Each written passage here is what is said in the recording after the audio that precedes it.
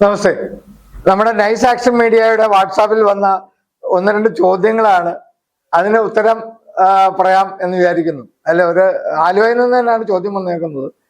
അവരുടെ അച്ഛൻ, ഞാൻ പേര് വെളിപ്പെടുന്നില്ല, ആശുപത്രിയിലാണ്. 88 വയസ്സോളം ഉണ്ട്. ഇപ്പം ICUവിലാണ്.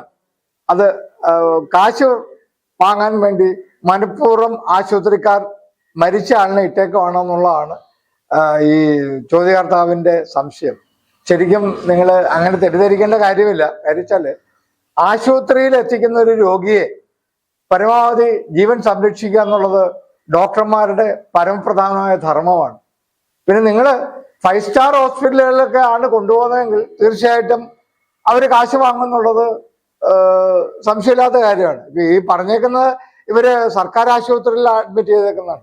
സർക്കാർ ആശുപത്രിയിൽ എന്തായാലും നിങ്ങൾക്ക് അധിക ചെലവല്ല. ചിലപ്പോൾ അവിടെ എന്തെങ്കിലും മരുന്നിന്റെ കുറവുണ്ടെങ്കിൽ നിങ്ങളെ കൊണ്ട് ആ മരുന്ന് പ്രിസ്ക്രൈബ് ചെയ്ത് വാങ്ങുമെന്നുള്ളതല്ലാണ്ട് ഡോക്ടേഴ്സ് എല്ലാവരും ഒന്ന് കൈക്കൂലിക്കാരാണെന്ന് നിങ്ങൾ തെറ്റിദ്ധരിക്കണ്ട.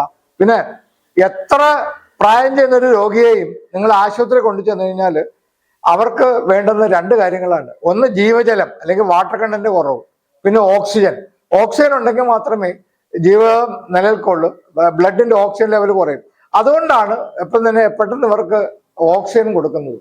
അപ്പം നിലനിർത്തുക എന്നുള്ളത് ആ ഡോക്ടേഴ്സിന്റെ ധർമ്മമാണ്. അതിൽ നിങ്ങളുടെ സമയക്കുറവ് ഇതിന് കാരണമാക്കണ്ട. അപ്പൊ അതിൽ അവർ പറഞ്ഞേക്കുന്ന അവരുടെ 2 മക്കള് ഗൾഫിൽ നിന്നും വന്നിട്ടുണ്ട്, അവരുടെ ലീവ്, ഇതൊന്നും നിങ്ങൾ വൈകാരികമായിട്ടല്ലാണ്ട് ഇതിനെ സാമ്പത്തികമായ ഒരു ലാഭത്തിനായിട്ട് കാണരുത്. കാര്യം ഒരു ജീവി ആരോഗ്യട്ടെ, മനുഷ്യ ആരോഗ്യട്ടെ, ജീവൻ നിലനിൽക്കാനുള്ള അവരുടെ അവകാശത്തിനെ നമുക്ക് തള്ളിപ്പറയാൻ പറ്റില്ല. അതുപോലെ തന്നെ നമ്മുടെ പണ്ട് പുരാതനമായ കാര്യത്ത് ഈ പിന്നെ വിഷം തീണ്ടിയാൽ 28 ദിവസം വരെ അവരുടെ ജീവൻ നിലനിൽക്കുന്നുണ്ട്. അവർ പല ടോക്സിൻസും ശരീരത്തിലുണ്ടാവും. നിങ്ങൾക്ക് അറിയാമായിരിക്കും, നിങ്ങൾ കൊട്ടിഘോഷിക്കുന്ന പല വിദേശ രാജ്യങ്ങളും, അതായത് കാനഡ, US, UAE,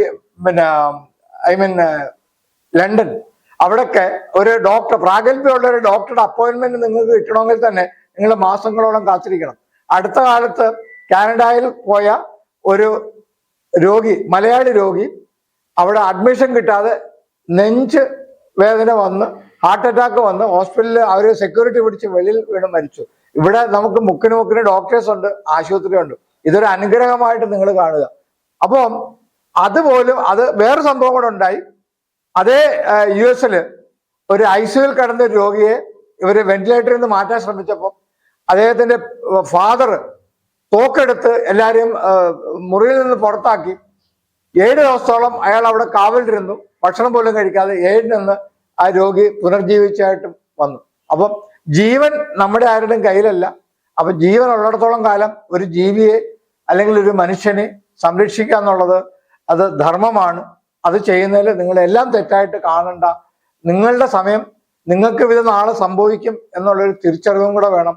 അപ്പം ആ ജീവൻ നിലനിൽക്കുന്നിടത്തോളം കാലം നിങ്ങൾ സന്തോഷിക്കുക. അതിനുശേഷം പണ്ടൊക്കെ ആണെങ്കിൽ വീട്ടിൽ കിടന്ന് സുഖമായിട്ട് മരിക്കാമായിരുന്നു. അങ്ങനെ ഒരു സ്ഥിതി നിങ്ങൾക്ക് സംശയം ഉണ്ടെങ്കിൽ വീട്ടിൽ കൊണ്ടുപോയിട്ട് എല്ലാവരും ചുറ്റുവരുന്ന് അവനവന്റെ മതപ്രാർത്ഥനകൾ നടത്തി ആ രോഗിക്ക് സന്തോഷമായൊരു ജീവിത യാത്ര, അടുത്ത സ്റ്റെപ്പിലേക്കുള്ള യാത്രയ്ക്ക് അവസരം ഉണ്ടാക്കുക. നന്ദി, നമസ്കാരം.